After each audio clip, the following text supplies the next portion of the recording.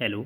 जय हिंद दोस्तों आज हम लोग देखने वाले हैं एसएससी जीडी परीक्षा 2024 के लिए पिछले वर्ष पूछे गए जीके के महत्वपूर्ण प्रश्नों को जो बार बार पूछे गए हैं। तो आइए देखते हैं। पहला प्रश्न है इसमें दोस्तों, इन सब प्रश्नों को आप लोग अच्छे से याद कीजिएगा दोस्तों, बहुत ही महत्वपूर्ण प्रश्न है। आइए देखते हैं। पहला प्रश्न है, उस चीनी यात्री का नाम क्या था जो हर्षवर्धन के दरबार में भारत आया था? बहुत मोस्ट रिपीटेड प्रश्न है ये। हेनसांग, फायान, इत्सिंग, यूविली। तो इसका आंसर होगा ऑप्शन नंबर ए, हेनसांग। अगला प्रश्न है,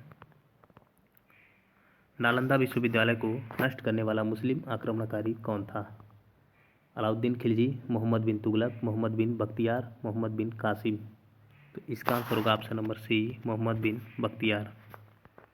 अगला प्रश्न है, उपन्यास नील दर्पण का अंग्रेजी में अनुवाद किसने किया था? तो नील दर्पण किसकी रचना थी तो दीनबंधु मित्र की रचना थी। ओके दोस्तों, इन लोगों ने लिखा था, लेकिन इसका अंग्रेजी में अनुवाद किया था option number B, Madhusudan Dutt ने। अगला प्रश्न है, निम्नलिखित में से किसने मद्रास में रैयतवाड़ी व्यवस्था को लागू की थी? कैनमारा, थॉमस मुनरो, हेस्टिंग्स, वेलेजली। तो इसका आंसर होगा option number B, sir Thomas Munro ने। अगला प्रश्न है, बंगाल का पहला गवर्नर कौन था? Robert Clive, Warren Hastings, William Bentinck, Cornwallis. तो इसका आंसर होगा option number B, Warren Hastings. अगला प्रश्न है,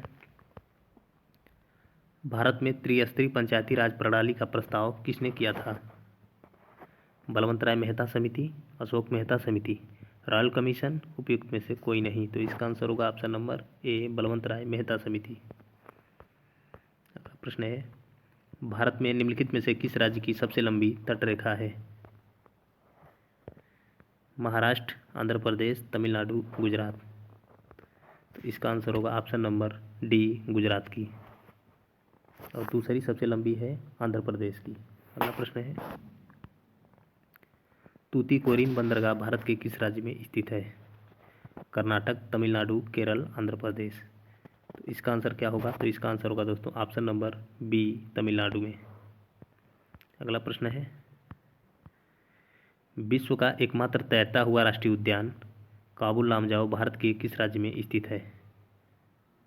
मिजोरम, मणिपुर, केरल, उड़ीसा। तो इसका आंसर क्या होगा? तो इसका आंसर होगा दोस्तों ऑप्शन नंबर बी, मणिपुर में। अगला प्रश्न है, नीली क्रांति का संबंध निम्नलिखित में से किससे है? मछली उत्पादन, दुग्ध उत्पादन, तेल उत्पादन, खाद्यान्न उत्पादन। तो इसका आंसर होगा ऑप्शन नंबर ए, मछली उत्पादन से। अगला प्रश्न है, बिजली के बल्बों में निम्नलिखित में से कौन सी गैस भरी जाती है? ऑप्शन नंबर ए है हाइड्रोजन, ऑप्शन नंबर बी है carbon dioxide, option number C है आर्गन, ऑप्शन नंबर डी है ऑक्सीजन। तो इसका आंसर क्या होगा? तो इसका आंसर होगा option number C, argon gas. अगला प्रश्न है, विटामिन डी की कमी से होने वाले रोग रिकेट्स में शरीर का कौन सा अंग प्रभावित होता है? त्वचा, बाल, अस्थि, आँख। तो इसका आंसर होगा ऑप्शन नंबर सी, अस्थि। अगला प्रश्न है, मानव शरीर की सबसे बड़ी मिश्रित ग्रंथि कौन सी है? मानव शरीर की सबसे बड़ी मिश्रित ग्रंथि कौन सी है? थाइमस, यकृत, अग्नाशय, प्लीहा। तो इसका आंसर होगा ऑप्शन नंबर सी, अग्नाशय, जिसे पैंक्रियाज भी कहा जाता है। अगला प्रश्न है, यामिनी कृष्णमूर्ति का संबंध निम्नलिखित में से किस शास्त्रीय नृत्य से है?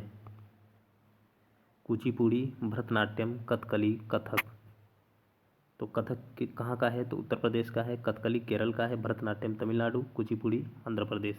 तो यामिनी कृष्णमूर्ति का संबंध किससे है? तो इसका आंसर क्या होगा? तो इसका आंसर होगा ऑप्शन नंबर बी, भरतनाट्यम से। अगला प्रश्न है, माउंट कंचनजंगा पर्वत के सम्मान में चूप हाट लोक नृत्य किस राज्य में किया जाता है? हिमाचल प्रदेश, सिक्किम, गुजरात, गोवा। तो दोस्तों इसका आंसर क्या होगा? तो इसका आंसर होगा दोस्तों ऑप्शन नंबर बी, सिक्किम में। दोस्तों इसमें अगर जिस भी कैंडिडेट को अगर ये पता होगा कि कंचनजंगा पर्वत किस राज्य में स्थित है तो इसका आंसर एकदम सही मारेगा।